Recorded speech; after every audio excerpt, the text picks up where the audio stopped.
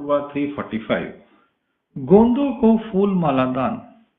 सत्या देवी के गोंदो बल्ले ग्राम के निवासी थे। वे पविता पर्व पर भगवान के पास आए थे।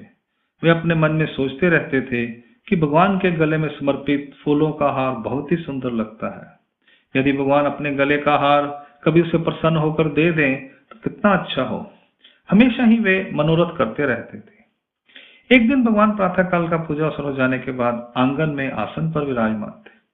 तब गोंदो अपने गांव वापस जाने के लिए तैयार हुए और फिर भगवान से आज्ञा लेने के लिए उनके पास आए। उन्होंने पास आकर उनके चरणों को स्पर्श कर उन्हें दंडवत प्रणाम किया। उस समय भगवान ने अपने गले में से फूलों का हार उतार कर गोंदो के हाथ में देते हुए कहा, गोंदो, यह हार तुम ले लो। फिर उस हार को भगवान ने उसके गले में डाल दिया। गोंदो ने भगवान के उस प्रसाद को बड़ी खुशी से स्वीकार किया। फिर भगवान ने उसे अपने मुख में से पान का प्रसाद दिया। तब गोंदो ने खुशी प्रकट करते हुए कहा, भगवान, आप ही हम लोगों के रक्षक हैं, माता पिता हैं। आप सबके मन की बात को जान लेते हैं, अंतर्यामी हैं, कृपालु हैं। आपने मनोरथ को पूरा कर दिया है। इस बात की मुझे बहुत खुशी हुई है। फिर वे भगवान को दंडवत प्रणाम करके वहां से चल पड़े।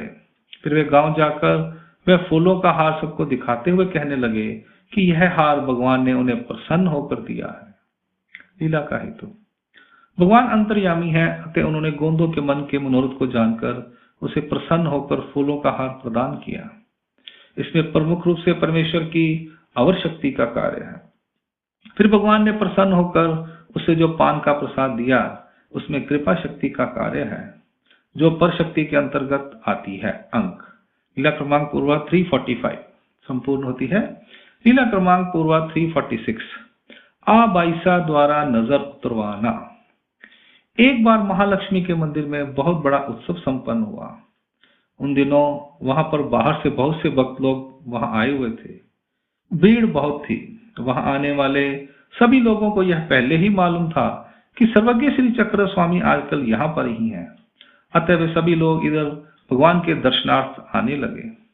भगवान ने मनुष्य वेश के कारण नजर लगने की व्यथा को स्वीकार किया। एकाएक भगवान का शरीर गर्म हो गया, आंखें लाल हो गई और मुख मुरझा गया। भगवान की स्थिति को देखकर बाइसा घबरा गई। फिर अबाइसा ने बाइसा से कहा कि भगवान को किसी की नजर लग गई है, इसलिए उनका मुख मुरझा गया है, नेत्र लाल हो गए हैं। तो बाइसा ने उनसे कहा कि वह भगवान की नजर उतार दें। भगवान ने उन दोनों को बातें करते हुए देखकर कहा, माता, वृद्धा बाइसा क्या कह रही है, कर रही है। इस पर बाइसा ने भगवान से कहा कि आपको किसी की नजर लग गई है, ऐसा वह कह रही है। फिर भगवान ने कहा, माता, वह ठीक ही कह रही है। लोगों की बहुत भीड़ होने के कारण यहाँ कई प्रकार के लोग आते रहे और उनके मन में अनेक प्रकार की इच्छाएं भरी हुई थी। तो बाइसा ने कहा, भगवान, वह आपकी नजर उतारना चाहती है, क्या मैं उससे कहूं कि वह आपकी नजर उतार दे?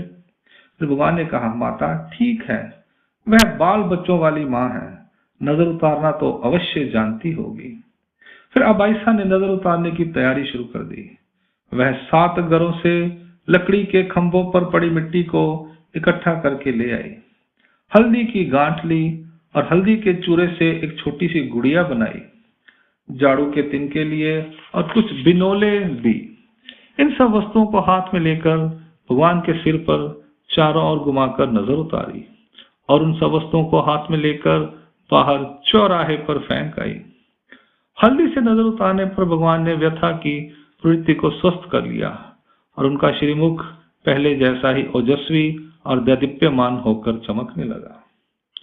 लीला का हेतु। भगवान के ऊपर दृष्टि, नजर लगने का प्रभाव कैसे संभव हो सकता है?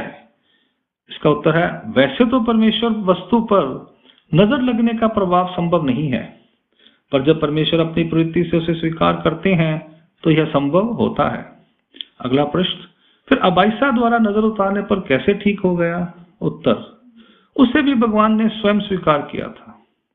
इसके अतिरिक्त भगवान ने अबाइसा को पुत्रत्व के संबंध से पुण्य का फल भी प्रदान करना था, इसलिए उन्होंने इसे स्वीकार किया। असंभव को स्वीकार कर भगवान जीव का कल्याण करते हैं। भगवान के दर्शनार्थ आने वाले लोगों को भी किसी प्रकार की कोई हानि नहीं होने दी। भगवान ने उन्होंने तो भगवान के दर्शन का पुण्य प्राप्त किया, क्योंकि वे श्रद्धा भाव से भगवान श्री चक्रधर स्वामी के दर्शनार्थ आए थे। अंक लीला क्रमांक पूर्वा 346 यहाँ संपूर्ण होती है।